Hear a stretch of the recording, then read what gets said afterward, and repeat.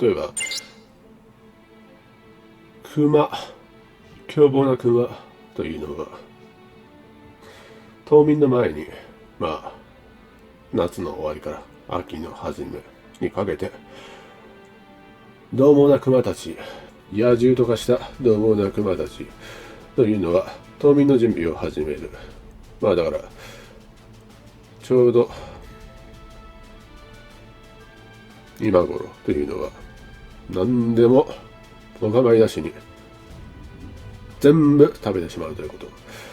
たくさん食べて体にしっかりと脂肪を蓄えるということだな。だから1週間に14キロも体重が増えるクマもいるということだな。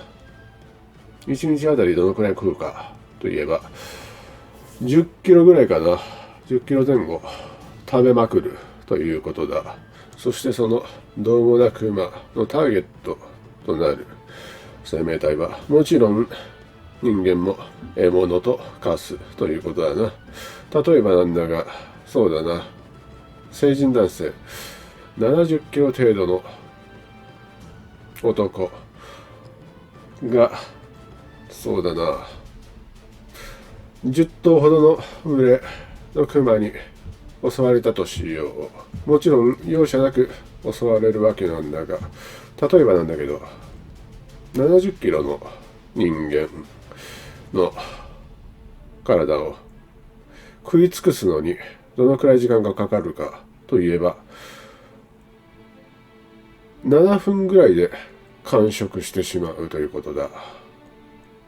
つまりクマ1頭あたり1分間にだいたい 1000g 約1キロの肉をがむしゃらに食い尽くすということになる。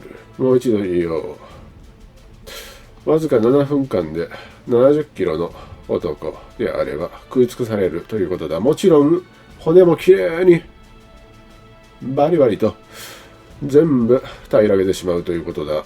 私たちが鶏の軟骨をうまいうまい食べるみたいにね。だからクマさんってそんなことしない、クマさんってそんなことしないという現代人の幻想というのは一日も早く捨ててほしいと願っているということだ。もう一度言おう。70キロの男の肉体は7分くらいで完食されるということだ。何も残らないということだ。じゃあ小学校1年の女、小学校1年生の女の平均体重というのはだいたい24キロなんだけど、どれくらいで食い尽くされるかというのをはっきり言ってしまえば、約2分20秒で全部跡形もなく消えてしまうということだ。2分20秒で全てなくなってしまうということだ。冬眠前のクマほど恐ろしい獣は存在しないのではなかろうかと私は考えている。じゃあイノシシなんかはどうなのと思うかもわからない。イノシシさんは可愛いからそんなことしないよねと現代人はそう願っているかもわからないが、真実を言おう。イノシシの場合はクマよりも食べるスピードは少し劣るが、例えば70キロの男性であれば10頭のイノシシであればだいたい10分ジャストで食い尽くされるということだ。10分もあれば跡形もなくなくなってしまうということだ。もちろん骨も全てきれいに平らげてしまうということ。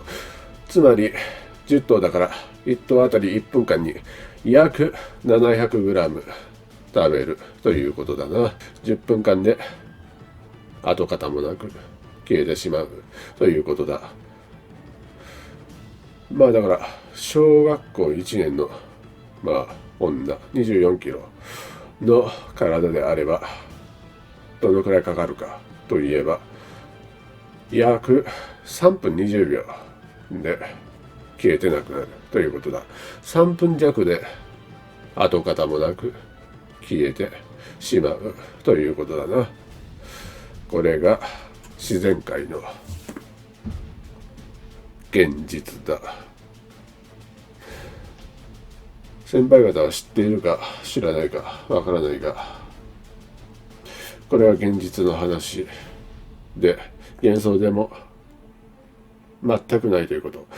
例えばロシアンマフィアなんかの話をしよう。ロシアンマフィアなんかは抗争で死体が出ればどうやって死体を処理するかというのを話してしまえば、大体ロシアンマフィアは養豚場を運営している、経営しているということ。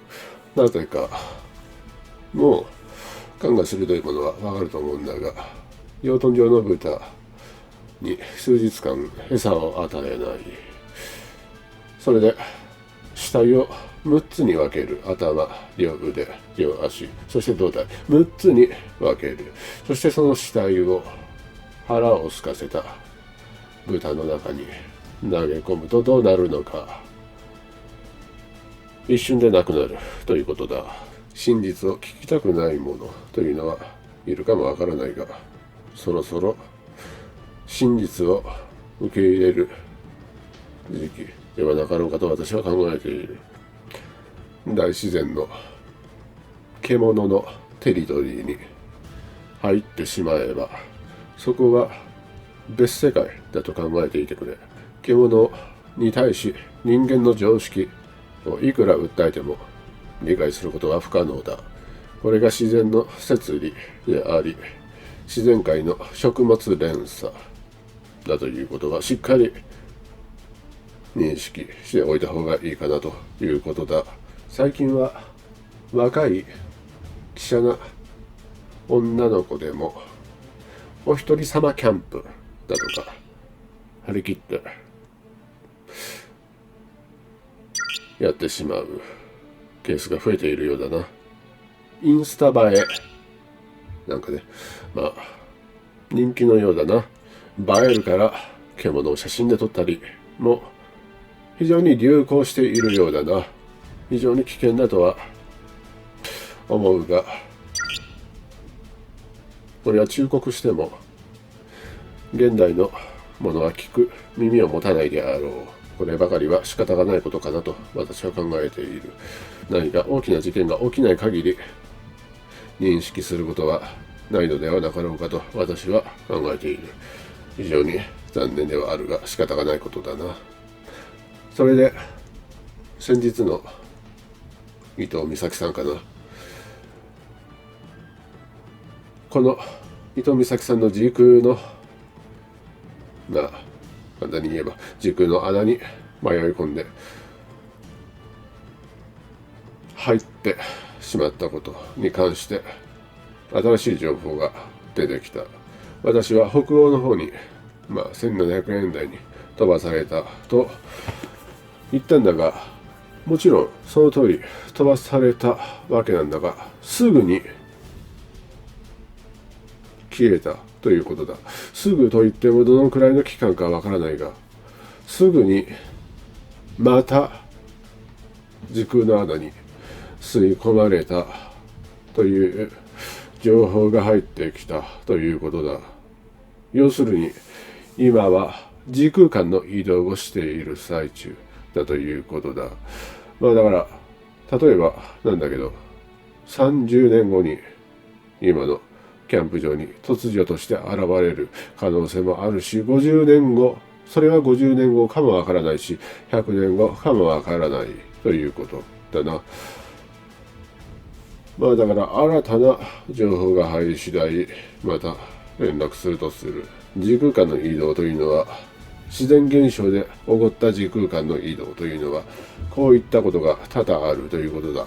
だから私は細心の注意を払っていてくれと幾度となく言ったはずなんだが、こればかりは仕方がないことだな。磁場というのは非常に恐ろしい。よって磁場空間に吸い込まれたらもう一巻の終わりだと考えていてくれ。奇跡的に戻る可能性は極めて低い。何はともあれ磁場には近寄るな。いいな。それではまた連絡する。以上だ。